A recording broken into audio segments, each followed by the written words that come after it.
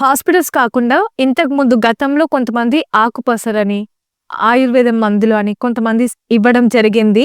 నూరి పెట్టడం గాని, కొంతమంది అమ్మడం జరిగింది. ఫ్రీగా డొనేట్ కూడా చేశారు అని చెప్పి కొన్ని న్యూస్‌లయితే విన్నాం కదా! సో, అలా నిజంగానే నాటు వైద్యం నిజంగానే కోవిడ్ మీద పనిచేస్తుందంటారా? యాజ్ ఎల్లోపతిక్ స్పెషలిస్ట్ అంటే మనకి డాక్టర్స్ ఎవరైతే ఎంబీబీఎస్, ఎండీ గాని, డీఎంస్ చేస్తున్న వాళ్ళు ఎల్లోపతిక్ డాక్టర్స్ అంటామండి. అంటే English medicine doctors. As per ఎల్లోపతిలో మాత్రము మేము సజెస్ట్ చేయమండి. ఎందుకంటే we believe in evidence based medicine. ఎప్పుడైతే ఆల్రెడీ ప్రూవ్ అవుతుందో దాన్ని బట్టే మనం ఫాలో అవుతాం. సో, అలా అని చెప్పి అవి మనం కంప్లీట్‌గా అవాయిడ్ చేస్తాము, కంప్లీట్‌గా అది వర్క్ చేయదని నేను సర్టిఫై చేయట్లేదు.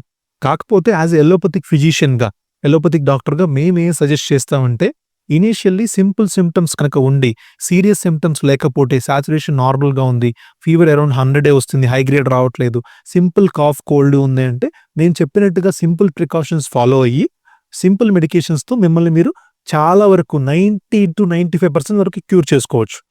ఎవరికైతే కాంప్లికేటెడ్ ప్రాబ్లమ్ ఉంటుందో, ఆల్రెడీ డయాబెటిక్ కానీ, షుగర్, బీపీ, థైరాయిడ్ ఉంటుందో, ఎవరికైతే కిడ్నీ ప్రాబ్లమ్స్ ఉంటాయో, హార్ట్ డిసీజ్ ఉంటుందో, ఆర్ థైరాయిడ్ గానీ, బీపీ ఇష్యూస్ ఉంటాయో, ఇలాంటి వాళ్ళు మాత్రం సిమ్టమ్స్ వచ్చినప్పుడు ఎక్కువ డిలే చేయకుండా ఇమీడియట్‌గా మీ దగ్గరలో ఉన్న పల్మనాలజిస్ట్‌ని కన్సల్ట్ అయ్యి, వాళ్ళతో సిమ్టమ్స్ చెక్ చేయించుకొని, అవసరమైతే కోవిడ్ టెస్ట్ గానీ, అదర్ ఫీవర్స్, ఎందుకంటే ఇప్పుడు రెయినీ సీజన్ రన్ అవుతుంది కాబట్టి మీకు మస్కిటోస్ వల్ల కూడా ఫీవర్ వచ్చే అవకాశం ఉంటుంది.